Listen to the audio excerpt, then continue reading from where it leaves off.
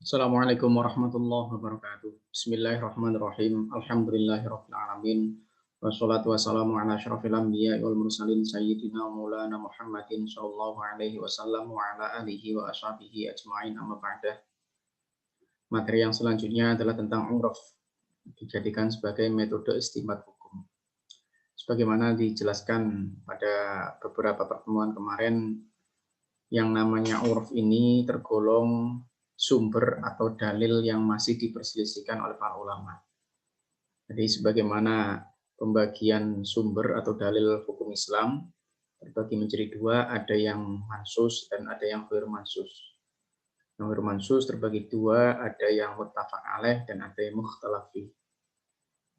Uruf ini tergolong dari bagian dari mukhtalaf fih yang masih diperselisihkan oleh para ulama. Sehingga tidak banyak para ulama sepakat kaitannya dengan uruf dijadikan sebagai dalil dalam penetapan hukum Islam.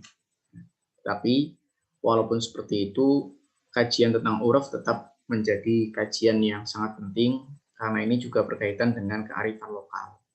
Kita berada di Indonesia, kemudian dikenal dengan nama istilah Islam Indonesia atau Islam Nusantara, juga harus mengenal yang namanya metode uruf ini, agar kemudian kita tidak salah kaprah dan kita tidak mengalami penyalahgunaan kaitannya dengan kearifan lokal yang ada di Indonesia ini.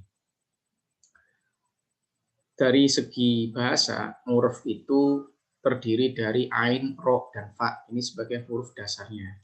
Yang berarti ma'rifat, ada juga yang kemudian diartikan sebagai ma'rifat, yang dikenal, ada ta'rif, definisi, ada ma'ruf, yang kemudian dikenal dengan sesuatu yang baik, dan uruf, kebiasaan yang baik. Dari sisi ini, maka secara terminologi, uruf itu mengandung arti ma'tadahun nas wasaru alaihi min kulli fi'lin sya'a bainahum. Aw lafdzun ta'arafu itlaqahu ala maknan khosin la ta'allafahu lughah wa la yatabadaru ghairuhu inda sima'ihi. Sesuatu yang menjadi kebiasaan yang dilakukan oleh seorang manusia, dan mereka mengikutinya dalam bentuk setiap perbuatan yang populer di antara mereka. Ataupun tidak hanya perbuatan, suatu kata yang biasa mereka kenal dengan pengertian tertentu, bukan dalam pengertian etimologi. Dan ketika mendengar kata itu, mereka tidak memahami dalam arti yang lain. Nah, ini yang sering terjadi di antara kita ya, bahwa misalkan contoh saja, ya, ada kebiasaan yang kita lakukan, misalkan ucapan ini. Orang sekitar Tegal, Banyumas juga diantaranya, itu kan menyebutkan motor kan kadang Honda. Nah, ini Honda ini berarti kalau secara etimologi Honda ya berarti merek, ya, nama perusahaan. Tetapi dikenal di masyarakat sebagai sesuatu makna yang lain, dikenal dengan makna yang lain. Ini ungkapan yang kemudian mengarah pada hal itu yang menjadi kebiasaan dilakukan oleh masyarakat, ini termasuk bagian dari pengertian uruf, ya, bahwa kebiasaan yang dilakukan oleh masyarakat atau ucapan yang sering dikenal dan itu berlaku di tengah-tengah masyarakat, itulah yang namanya uruf.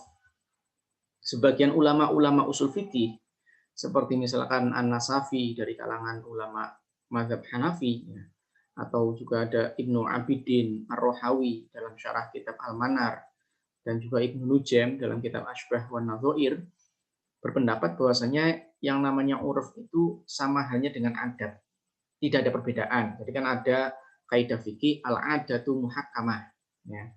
Di antara adat dengan uruf itu menurut mereka sama, ya, tidak ada perbedaan antara keduanya.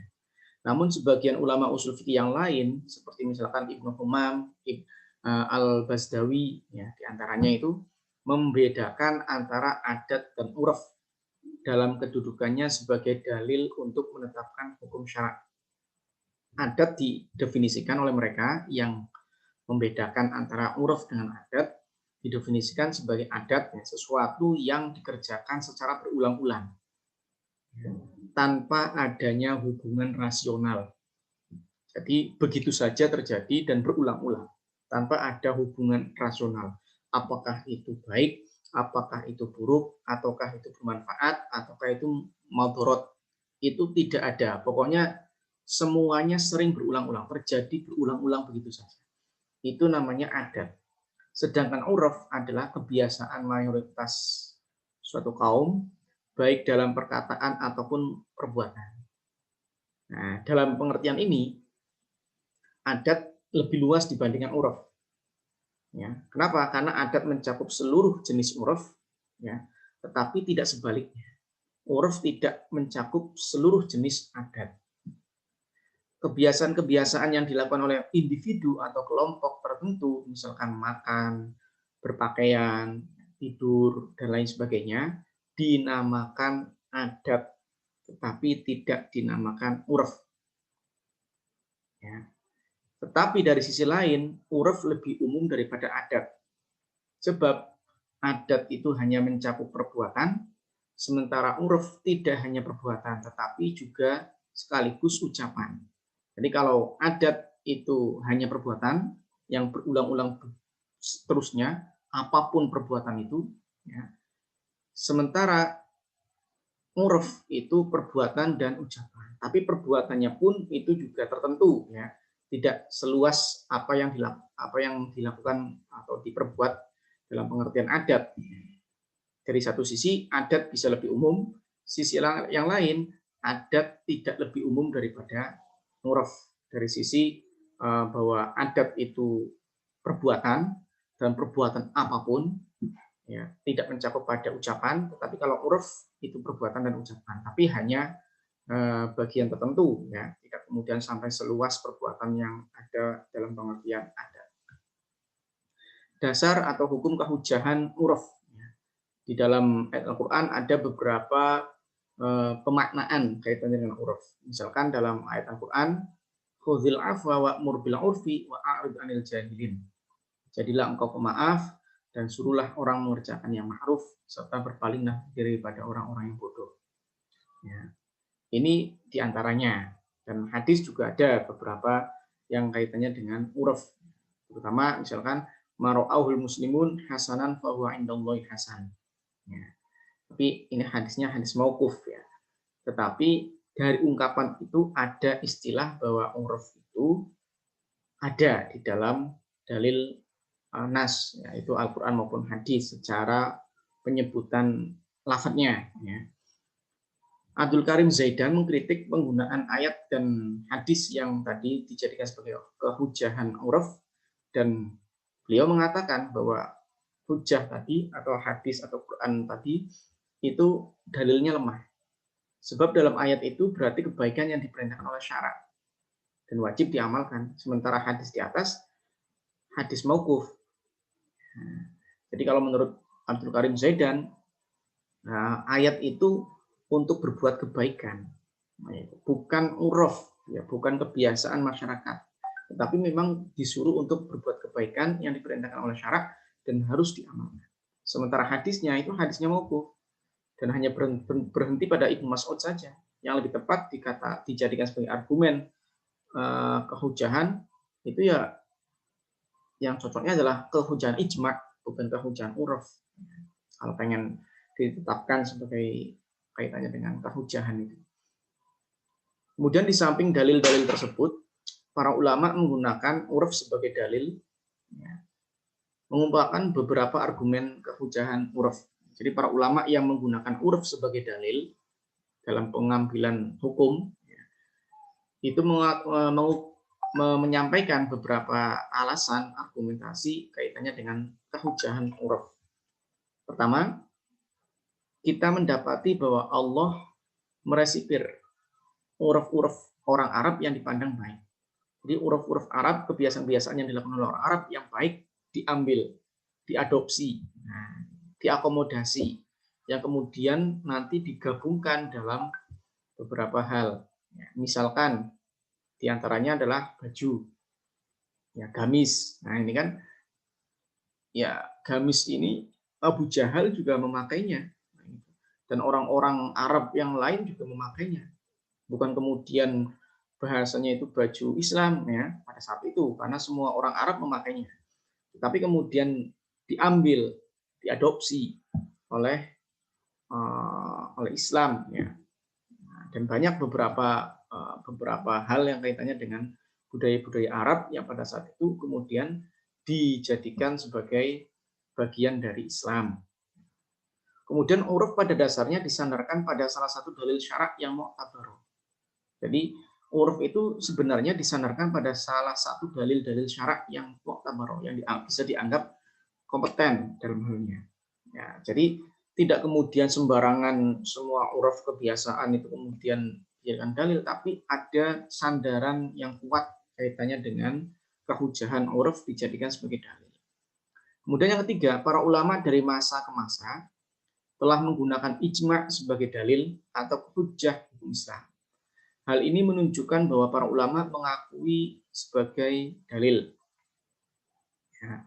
Ijma' ulama itu kan sering sekali menempati posisi di mana wilayah itu, ya, tempat para ulama berijma itu biasanya dijadikan sebagai patokan. Makanya kemudian banyak sekali ya ijma' satu tempat tidak sama dengan ijma' pada saat yang lain. Ya. Termasuk Imam Syafi'i juga memiliki dua kaul. Ada kaul qadim dan ada kaul jadid. Kaul qadim Imam Syafi'i ketika masih berada di Baghdad, kemudian kaul qadim, kaul jadid Imam Syafi'i berada di Mesir. Jadi ada perbedaan pendapat dari diri Imam Syafi'i sendiri. Kenapa? Karena mengingat tempat, mengingat budaya, mengingat kebiasaan masyarakat pada saat itu berbeda dengan ketika berada di daerah lain. Ini juga ketentuan ini juga sangat memperhatikan uruf, ya, sangat memperhatikan kebiasaan adat lokal yang ada pada saat itu tentunya. Kemudian syarat-syarat uruf. Para ulama menyatakan bahwasanya uruf baru dapat dijadikan sebagai salah satu dalil dalam penetapan hukum syariat apabila memenuhi beberapa syarat. Yang pertama, uruf harus benar-benar merupakan kebiasaan masyarakat. Sehingga kebiasaan masyarakat itu kan diantaranya harus berulang-ulang, dilakukan berulang-ulang, dan memang diakui oleh banyak orang. Ya. Berulang-ulang tapi tidak diakui juga bukan uruf. Itu. Jadi memang betul-betul kebiasaan masyarakat di mana sesuatu itu selalu berulang-ulang dan memang diakui oleh banyak orang. Kemudian uruf masih tetap berlaku pada saat hukum yang didasarkan pada uruf tersebut masih ditetapkan. Jika uruf telah berubah, maka hukum tidak dapat dibangun di atas uruf. Misalkan ada uruf A, kebiasaan yang dilakukan oleh masyarakat berupa sesuatu A misalkan. Ternyata lambat laun memasuki tahun berapa gitu ya, misalkan tahun 2020 ya, mulai memasuki tahun 2020 kebiasaan A-nya masyarakat itu ternyata sudah berubah menjadi kebiasaan B. Maka huruf A itu tidak bisa dijadikan sebagai dasar dibangunnya hukum syarak. Kenapa? Karena sudah tidak lagi berlaku di masyarakat. Jadi hurufnya itu harus selalu berlaku di tengah masyarakat. Sehingga kalau kemudian berubah, maka tidak bisa bangunan hukum kemudian berdasarkan pada perubahan uruf tadi. Yang ketiga, tidak terjadi kesepakatan untuk tidak memberlakukan uruf oleh pihak-pihak yang terlibat di dalamnya. Jangan sampai kemudian ada kesepakatan bahwa uruf tidak diberlakukan oleh beberapa pihak misalkan. Ya, misalkan tokoh agama yang kemudian mempercayai bahwa setiap di masyarakat itu terjadi kebiasaan yang dilakukan berupa kebiasaan A.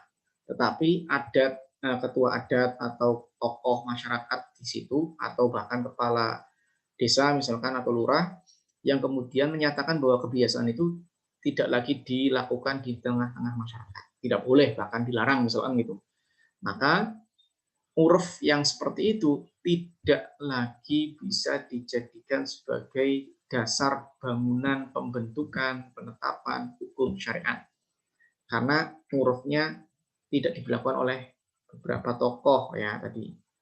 Kemudian yang keempat, uruf tidak bertentangan dengan nas, sehingga menyebabkan hukum yang dikandung nas tersebut tidak bisa diterapkan. Jangan sampai kemudian uruf ini terjadi seperti ini, bertentangan dengan nas. Di uruf yang seperti ini tidak dapat dijadikan sebagai dalil syarak, karena apa? Karena kehujahan uruf baru bisa diterima apabila tidak ada nas yang mengandung hukum permasalahan yang sedang dihadapi. Karena patokan kita yang kaitannya dengan dalil itu, kalau di dalam Al-Quran tidak ada, maka cari di hadis. Kalau hadis tidak ada, barulah ijtihad. Nah, ya, ijtihad ini metode ijtihad diantaranya adalah uruf. Uruf ini dari antaranya salah satu dari metode ijtihad para ulama dalam menetapkan hukum syarak yang tidak ada di dalam Al-Quran maupun hadis. Kalau ada ayat Al-Quran, kalau ada hadis yang menjelaskan permasalahannya khusus seperti itu, maka uruf tidak bisa diberlakukan karena sudah ada nasnya. Sehingga kalau misalkan uruf dilakukan, maka akan bertentangan dengan nas yang ada. Ini tidak boleh. Itu syarat-syarat tentang uruf. Ya. Kemudian pembagian uruf. Kalau dibagi berdasarkan beberapa konsep, ya, uruf itu terbagi menjadi 3 macam. Dari segi objeknya, ini dari pandangan sisi objeknya, uruf bisa terbagi menjadi 2. Ada uruf lafzi dan ada uruf amali. Ya. Uruf lafzi itu apa? Uruf lafzi itu adalah kebiasaan yang dilakukan oleh masyarakat dalam mempergunakan ungkapan tertentu, dalam mengungkapkan sesuatu sehingga makna ungkapan itulah yang dipahami oleh masyarakat. Misal, ungkapan daging. Daging, ketika ada orang ngomong daging, itu sering sekali dipahami sebagai daging sapi.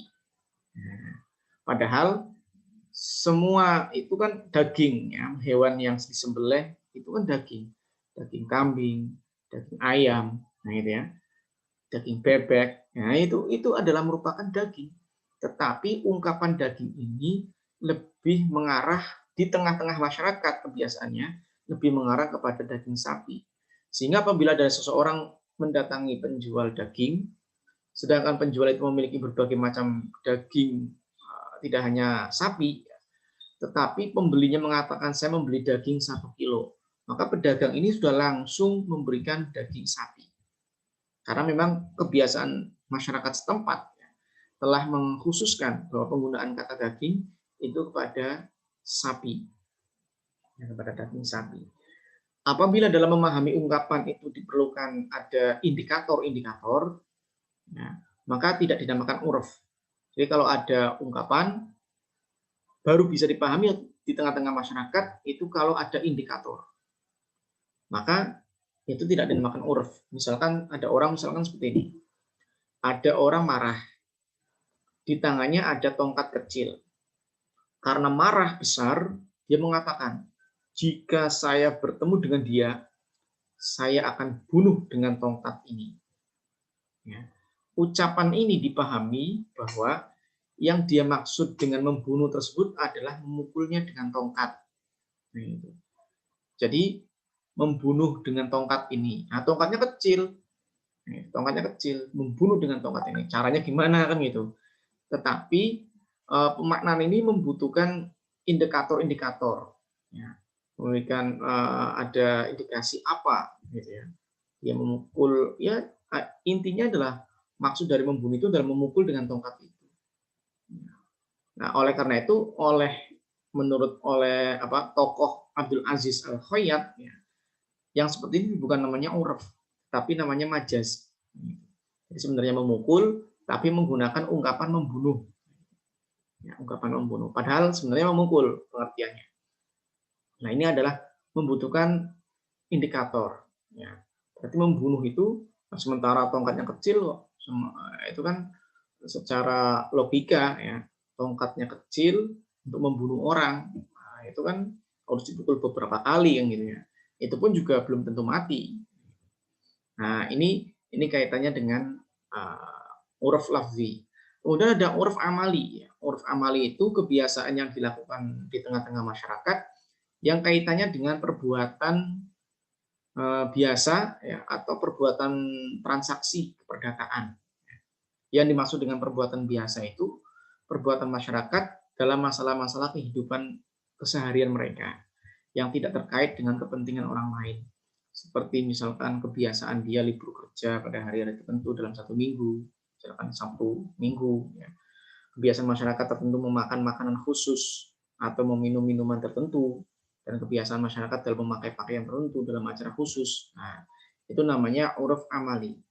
Uruf yang kemudian berkaitan dengan perbuatan, kebiasaan, atau kaitannya dengan muamalah keperdataan yang sering dilaksanakan di tengah-tengah masyarakat. Ya, itu namanya uruf amali. Kemudian dari segi cakupannya, uruf itu ada dua, ada yang uruf am dan ada uruf khos, kebiasaan yang bersifat umum, dan ada yang kebiasaan yang bersifat khusus.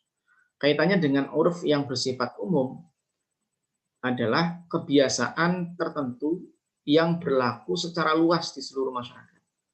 Bahkan tidak hanya di tengah-tengah di seluruh masyarakat, tetapi di seluruh daerah. Misalkan dalam jual beli mobil. Nah, jual beli mobil, maka di dalamnya penjualan jual beli mobil itu seluruh alat yang digunakan untuk memperbaiki mobil seperti ada kunci, ada tang, ada dongkrak, ya, ada ban serep, termasuk dalam harga jual tanpa akad tersendiri dan biaya tambahan. Ini sudah otomatis, ini namanya uruf am. Di tempat manapun, di daerah manapun, sampai kapanpun, yang namanya pembelian mobil, itu di dalamnya disertai dengan alat-alat yang digunakan untuk memperbaiki mobil, atau alat-alat yang melengkapi mobil. Ya. Dan itu tanpa ada transaksi lain, ya, tanpa ada biaya-biaya tambahan. Dan itu sebuah kebiasaan di tengah-tengah masyarakat yang itu secara umum, di tempat manapun akan mengenal seperti itu. Akan berlaku seperti itu. Kemudian ada al-uruf al-khas, kebiasaan yang hanya berlaku di daerah atau masyarakat tertentu. Misal di kalangan pedagang, ya, apabila terdapat cacat tertentu pada barang yang dibeli, dapat dikembalikan, dan untuk cacat lainnya dalam barang itu, konsumen tidak dapat mengembalikan barang tersebut. Atau juga kebiasaan mengenai penentuan masa garansi terhadap barang tertentu. Misalkan barang apa gitu, barang elektronik garansinya 5 tahun. Misalkan. Kalau barangnya apa, misalnya kipas angin itu ya 2 tahun. Misalkan. Atau apalah yang sekiranya itu berlaku beberapa kondisi di mana kebiasaan yang dilakukan itu adalah khos tertentu. Contoh lain misalkan, kebiasaan yang berlaku di tengah-tengah masyarakat yang kaitannya dengan pengacara hukum, bahwa jasa pembelaan hukum yang akan dilakukan harus dibayar dahulu sebagian oleh kliennya. Nah, menurut Mustafa Az-Zarqo, uruf yang khos ini tidak terhitung jumlahnya dan senantiasa berkembang sesuai dengan perubahan situasi dan kondisi masyarakat. Jadi masyarakat akan menentukan beberapa kondisi kebiasaan tertentu yang bisa dilakukan di tengah-tengah masyarakat, dan itu akan selalu berkembang dan selalu berubah sesuai dengan situasi dan kondisi di tengah-tengah masyarakat tertentu. Kemudian dari segi keabsahan pandangan syarak, uruf dibagi menjadi dua. Ada uruf as-sohih, ya, ada uruf yang dikatakan sohih, ya, dikatakan benar, dan ada uruf yang kemudian dikatakan fasid. Uruf sohih berarti kebiasaan yang berlaku di tengah-tengah masyarakat yang tidak bertentangan dengan nas, tidak menghilangkan kemaslahatan, tidak pula memberikan madorot. Contoh, ada pertunangan antara pihak laki-laki dan perempuan. Biasanya laki-laki yang mendatangi rumahnya perempuan. Dan di situ ada pemberian hadiah kepada perempuan. Biasanya kan bumbu-bumbu dapur biasanya ya. Sebelum menikah, pra menikah itu kan ada tunangan atau ada lamaran, ya, yang dimana dari pihak laki-laki melamar yang dengan membawa beberapa hal yang kaitannya dengan hadiah kepada perempuan. Itu bukan mas kawin. Ya. Dan itu kebiasaan di tengah masyarakat. Mas kawin beda lagi, mahar beda lagi. Nah, yang ditentukan di dalam syarak itu kan maharnya, ya. Sementara yang kaitannya dengan tunangan, lamaran ini kan nggak ada tuntunan harus memberikan hadiah, ya. Tetapi kalau mahar iya, kalau mahar iya. Nah, maka mahar sendiri, ya, kemudian hadiah tunangan atau hadiah lamaran sendiri. Nah, ini kebiasaannya seperti ini dilakukan oleh tengah-tengah masyarakat, tetapi tidak bertentangan dengan nas. Ya, tidak, karena tidak ada larangan kaitannya dengan pemberian hadiah pranikah. Kemudian tidak menghilangkan kemaslahatan, malah justru menimbulkan maslahat, ya, gitu kan. Karena ini bentuk keseriusan. Gitu. Tapi kalau langsung begitu saja langsung akad itu kan seakan-akan tidak ada pendahuluan yang saling mengenal, saling berkomunikasi dan lain sebagainya. Dan juga tidak pula memberikan madorot, karena ini sudah menjadi tradisi dan masing-masing orang ya sudah saling memahami bahwasanya seorang laki-laki ya sebelum melakukan akad itu ada namanya tunangan, ada namanya lamaran, pasrahan dan lain sebagainya. Kemudian ada al-uruf al-fasid, kebiasaan yang di tengah-tengah masyarakat yang bertentangan dengan dalil-dalil syarak dan kaidah-kaidah dasar yang ada dalam syarak. Misalnya, kebiasaan yang berlaku di kalangan pedagang dalam menghalalkan riba. Seperti masing-masing pedagang ini meminjam uang antara sesamanya. Ya, sesama pedagang meminjamkan uang. Praktek seperti ini bukanlah kebiasaan yang bersifat tolong-menolong. Sering membantu gitu kan. Terus kemudian kembalikannya dengan jumlah lebih. Nah, gitu.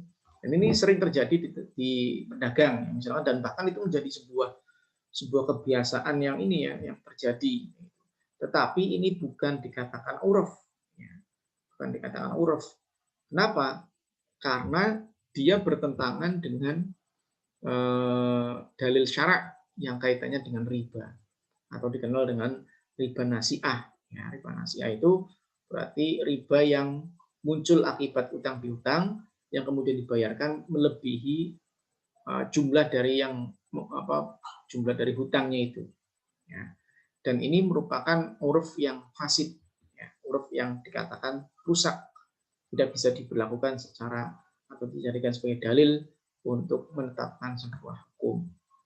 Kemudian permasalahan uruf yang berlaku di tengah-tengah masyarakat ada kalanya bertentangan dengan nas, ayat ataupun hadis, dan ada kalanya bertentangan dengan dalil syarak yang lainnya. Dalam persoalan pertentangan uruf dengan nas ini, para ulama usul fikih merincinya sebagai berikut. 1. Pertentangan uruf dengan nas yang bersifat khusus. Apabila ada pertentangan antara uruf dengan nas yang bersifat khusus, kemudian menyebabkan tidak berfungsinya hukum yang dikandung oleh nas, maka uruf tidak dapat diterima. Contoh, kebiasaan di zaman jahiliyah itu dalam mengadopsi anak, itu anak yang diadopsi itu statusnya sama kayak anak kandung. Ya. Di mana anak yang diadopsi itu statusnya karena sebagai anak kandung, sama halnya kayak anak kandung, maka dia mendapatkan warisan apabila ayah angkatnya wafat, meninggal. Uruf yang seperti ini tidak berlaku dan tidak dapat diterima. Kenapa? Karena sudah ada ayat khusus atau nas khusus yang kaitannya dengan pewarisan. Dan anak angkat, anak adopsi, itu tidak termasuk bagian dari apakah itu termasuk zawil furud, ya, atau yang asobah, ya, atau juga yang lainnya. Nah, ini tidak termasuk sama sekali. Kemana arahnya itu nggak jelas. Sehingga adat yang kemudian mengatakan di zaman jahiliyah itu bahwa anak adopsi itu, makanya kan kemudian tabani itu dilarang, ya, maksudnya dilarang kaitannya dengan pelarangan misalkan nikah, menikahi tabani dan lain sebagainya, itu kan diantaranya itu. Termasuk Kanjeng Nabi itu menganggap Zaid bin Harithah itu sebagai putranya. Ya, jadi Kanjeng Nabi pernah punya anak angkat namanya Zaid bin Harithah. Nah, kemudian Zaid bin Harithah menikah. Ya. Istri Zaid diceraikan oleh Zaid. Kemudian ayat turun. Kanjeng Nabi disuruh oleh Allah untuk menikahi mantan istrinya anak angkatnya itu. Geger di tengah-tengah masyarakat. Ya, bahwa Kanjeng Nabi menikahi anaknya Zaid yang merupakan istrinya Zaid, mantan istrinya Zaid yang merupakan anak angkatnya. Karena Zaid dikenal sebagai anak angkatnya Kanjeng Nabi. Bahkan masyarakat kemudian menyebutkan Zaid bin Muhammad, ya, karena kebiasaan orang Arab pada saat itu anak angkat itu seperti halnya anak kandung, sehingga istri dari anak angkat itu sama halnya kayak istrinya anak kandung, menantu sampai kapanpun itu adalah mahram. Nah itu. Nah, Kanjeng Nabi kok menikahi istri mantan istrinya anak angkatnya, berarti kan Kanjeng Nabi menikahi menantunya, kayak gitu. Wah, geger. Ya, turun ayat. Kemudian bahwa anak angkat itu tetaplah orang lain, sehingga istrinya pun juga bukan menantu, jadi orang lain, sehingga boleh dinikah. Nah ini Kanjeng Nabi mendobrak kebiasaan yang kemudian di tengah-tengah masyarakat, yang kemudian itu bertentangan dengan nas, karena kaitannya dengan anak angkat ini tadi. Kemudian pertentangan uruf dengan nas yang bersifat umum. Muhammad Mustafa Ahmad Zarqo mengatakan bahwasanya apabila ada uruf, ya, apabila uruf telah ada ketika datangnya nas yang bersifat umum, maka harus dibedakan antara uruf dan uruf yang segi lafzi dan uruf yang segi amali. Jadi kalau misalkan ada uruf, ada kebiasaan masyarakat, sudah ada, ya sudah ada. Ketika datangnya nas yang bersifat umum, maka harus dibedakan antara uruf lafzi dan uruf amali. Kalau uruf itu adalah uruf lafzi, maka uruf itu bisa diterima. Tetapi kalau uruf itu adalah merupakan uruf amali, ya, kalau merupakan urufnya itu adalah uruf amali, maka tidak dapat diterima.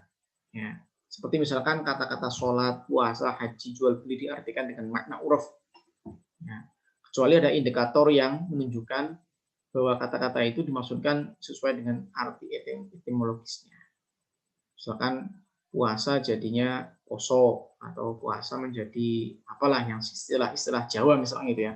Sholat jadi sembahyang, haji misalkan kaji gitu ya. Jual beli misalkan apalah gitu. Dodolan misalnya gitu. Ya, dan lain sebagainya. Ini adalah ungkapan-ungkapan yang memang sudah ada sebelum nas umum, ya, nas umum ada itu sudah ada. Maka yang hanya bisa diterima adalah huruf yang lafzi saja, tidak pada huruf yang amali. Kemudian huruf yang berbentuk belakangan, terbentuknya akhir-akhir ini, baru-baru saja, ya, nas dulu, kemudian hurufnya baru muncul.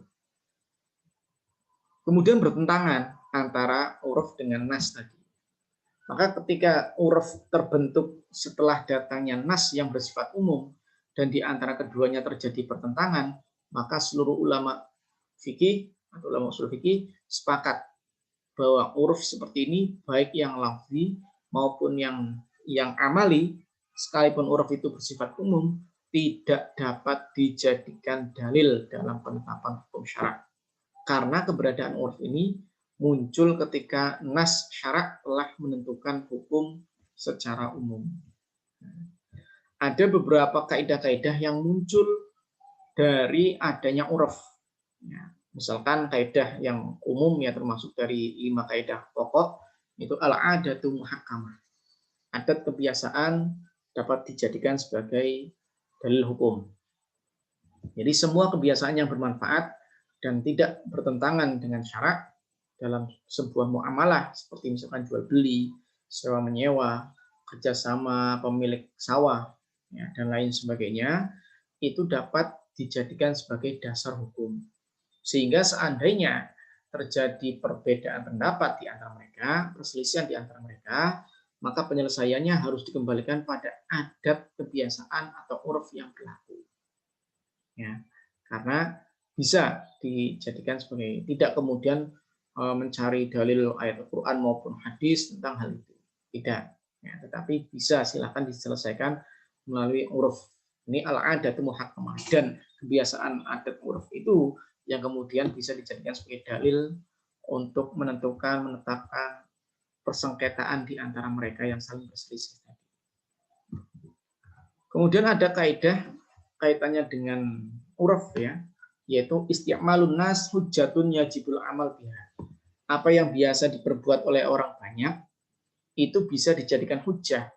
Hujjah itu alasan atau argumentasi atau dalil yang kemudian wajib diamalkan. Ya, contoh, misalkan apabila tidak ada perjanjian antara sopir truk dan kuli mengenai menaikkan dan menurunkan batu bata, tidak ada perjanjian ini, maka sopir diharuskan membayar ongkos sebesar kebiasaan yang berlaku. Ini adalah kebiasaan yang dilakukan, diperbuat oleh banyak orang, dapat dijadikan sebagai hujjah, dapat dijadikan sebagai dalil, yang kemudian wajib diamalkan. Ada juga kaidah innama tu'tabarul adah idza taradat au ghalabat. Adat yang dianggap sebagai pertimbangan hukum, dalil hukum, itu hanyalah adat yang terus-menerus berlaku atau berlaku secara umum. Ya. Sehingga yang dikatakan ada adalah pertimbangan dijadikan sebagai pertimbangan hukum, itu adalah yang terus-menerus, yang sering terjadi, yang berlakunya itu secara umum. Ini yang dapat dijadikan sebagai patokan dalam dasar hukum. Ada juga kaidah yang mengatakan al-ibrah lil ghalib asya' la lin nadir. Adat yang diakui adalah yang umumnya terjadi, dikenal oleh manusia, bukan dengan yang jarang terjadi. Seperti saat tadi ya, bahwa yang sering terjadi, yang kebiasaan yang sering terjadi di tengah-tengah masyarakat yang tidak bertentangan dengan nas Al-Quran maupun juga kaidah-kaidah umum pada hukum-hukum syarak, maka yang seperti itu dikatakan adat yang kemudian dimenangkan ya, kalau misalkan adat itu sering terjadi dan bukan pada yang jarang terjadi. Atau ada ungkapan lain, Ibnu Rushd mengatakan al-hukmu bil mu'tadi la bin nadir. Hukum itu dapat diberlakukan dengan kebiasaan yang sering terjadi, biasa terjadi, bukan pada sesuatu yang jarang terjadi. Misalkan tadi menetapkan hukum mahar dalam perkawinan, namun tidak ada kejelasan berapa banyak ketentuan mahar, maka ketentuan mahar berdasarkan pada kebiasaan. Ya, makanya mahar mithil itu berapa? Nggak bisa dipatok mahar mithil itu sekian. Itu dikembalikan kepada adat kebiasaan di tengah-tengah masyarakat, mahar yang standar itu berapa. Nah, itu kaitannya dengan uraf ya. Ada juga kaidah yang mengatakan al-ma'rufu urfan kal masyruti syarton. Sesuatu yang telah dikenal secara uruf seperti yang disyaratkan dengan suatu syarat. Menjual buah di pohon misalkan ya. Menjual buah di pohon tidak boleh karena tidak jelas jumlahnya. Tapi karena sudah menjadi kebiasaan maka para ulama membolehkannya. Ada juga kaidah al-ma'rufu bainat ujar kal masyruti bainahum. Sesuatu yang telah dikenal di antara para pedagang berlaku sebagai syarat di antara mereka. Biasanya ini baju-baju yang wisata ya, kayak misalkan wisata Wali Songo, wisata Malioboro misalnya gitu, baju-baju yang wisata itu bagi antar pedagang itu saling sepakat ya, dikenal adanya harga yang pas, yang sama, ya, yang ketika dimanapun ditanya pedagang itu harganya ya sama antara pedagang satu dengan pedagang yang lainnya. Ini kebiasaan di tengah-tengah masyarakat pedagang. Ada juga yang kaitannya dengan kaidah ya, tentang kaitannya dengan urf ini, yang berkaitan dengan urf, ada kaidah at-ta'yin bil urfi ka ta'yin bin nas. Ketentuan berdasarkan urf seperti ketentuan berdasarkan nas. Ada juga kaidah al-mumtana'u adatan kal-mumtana'i haqiqatan. Sesuatu yang tidak berlaku berdasarkan adat seperti yang tidak berlaku dalam kenyataan. Al-haqiqatu tutraku bidalalatil adah. Arti hakiki yang sebenarnya ditinggalkan karena ada petunjuk arti menurut adat. Kemudian al-idznul urfi kal idznil lafzi. Pemberian izin menurut adat kebiasaan adalah sama dengan pemberian izin menurut ucapan. Ini adalah merupakan kajian tentang uraf, di mana uraf ini bisa dijadikan sebagai dalil dalam penetapan hukum Islam dan masih diperselisihkan oleh di tengah-tengah pemahaman para ulama. Ya, tapi kita perlu memahami kaitannya dengan kajian ini agar kita kemudian menjalani sesuatu yang ada di Indonesia ini sebagai orang Indonesia yang beragama Islam tidak kemudian tercerabut dari akarnya, ya, sehingga kita tinggalkan semua adat budaya Indonesia, kita beralih pada sesuatu yang katanya ya secara teks itu berdasarkan Islam, yaitu tidak. Maka uruf inilah yang bisa menengah-nengahi permasalahan itu.